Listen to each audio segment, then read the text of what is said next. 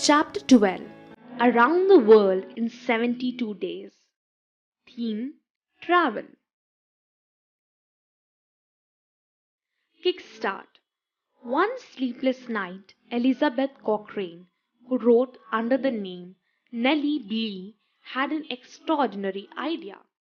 She would break the fictional record of Phileas Fogg, who went around the world in 80 days in Jules Verne's popular novel.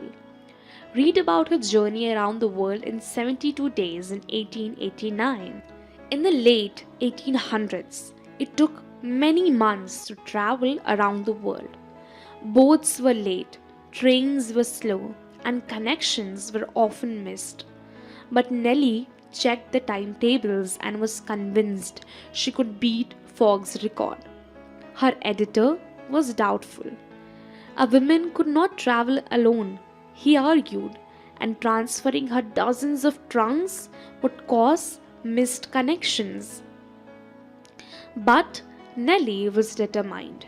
She didn't need a companion and could travel with only one piece of hand luggage. Besides, if the world wouldn't send her, she would simply find another newspaper that would. Finally, her editor relented. The question was, could she start her journey in 2 days? The short notice didn't faze Nellie a bit. She visited a dressmaker and ordered a dress that would stand constant wear for 3 months. Then she bought a long loose coat and one handbag, 16 into 7, into which she would squeeze all her essentials.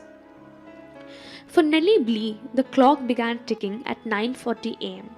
November 14, 1889, when her ship, the Augusta Victoria, steamed away from its pier in Hoboken, New Jersey. She had been warned of intense heat, bitter cold, terrible storms, shipwrecks, and fevers, but her greatest fear was failure. She said she would rather return dead than alive and behind time. Along the route, she would cable stories back to the world, sharing with her readers rare glimpses into life on the other side of the globe. No sooner had the Augusta Victoria left harbor than Blee was confronted with her first challenge: overcoming seasickness. And she is going around the world, one man sneered. But Nellie's motto was, energy rightly applied and directed will accomplish anything. By the time she arrived in Southampton, England, she had conquered her seasickness and was in good spirits. From Southampton, Nellie made a quick side trip to Amiens, France, to meet Jules Verne. Together, they charted her journey on the map Verne had used to outline Phileas Fogg's route. Then, worried about missing her train to Brindisi, Italy, Nellie departed. The trip through France and Italy was dark, cold, and foggy. When the train arrived at Brindisi 2 hours late, Nellie feared her ship, the Victoria, had sailed without her. Luckily, it was still in port, so on she travelled without delay. On through the Suez Canal to Aden, Yemen, a shipboard friend told Nellie it was rumored she was an eccentric American heiress traveling about with a hairbrush and a bank book. Nellie reached Colombo, now Sri Lanka, 2 days ahead of schedule. Then her luck ran out. Her next ship, the Oriental, was delayed 5 days. Any more delays between Colombo and Hong Kong would mean losing her race. Nellie lost patience when an elderly gentleman suggested that Colombo was a pleasant place to stay.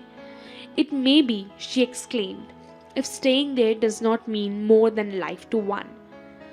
Nellie was infuriated by another day-long delay in Singapore, which she feared would seal her doom.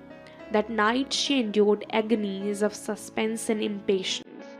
The next day she toured the city, though, and bought a monkey, who she named McGinty.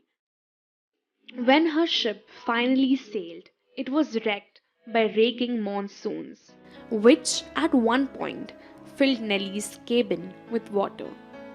Against all odds, they arrived 2 days early in Hong Kong.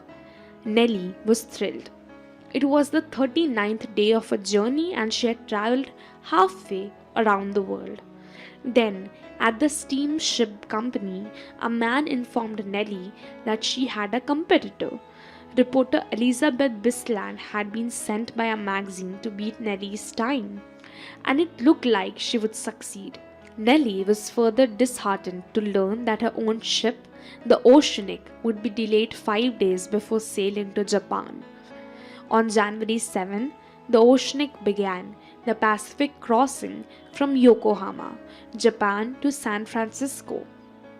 Nellie had an ocean and a continent to cross, 8,000 miles, and only 25 days in which to do it. Everyone on board knew Nellie's story, and everyone was rooting for her. The ship's chief engineer had embezzled across